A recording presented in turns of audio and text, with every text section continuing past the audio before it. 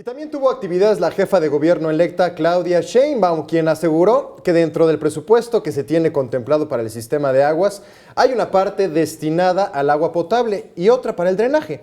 Aseguró que hay un retraso muy importante en las inversiones de la ciudad, como en el caso del drenaje, pues consideró que hay sistemas que tienen más de 100 años de antigüedad, imagínense nada más, por lo que urgió resolver este problema. De igual forma, destacó que el lunes se reunirá con el actual jefe de gobierno, José Ramón Amieva, con la finalidad de abordar temas de reconstrucción en la capital. Principalmente reconstrucción y algunos temas de información, pero es esencialmente el tema de reconstrucción. Nuestro interés es que lo que se está ofreciendo actualmente a los damnificados sea compatible con el programa que nosotros tenemos, para que no haya señales distintas, ¿no?, en la actualidad y posteriormente. También es interés nuestro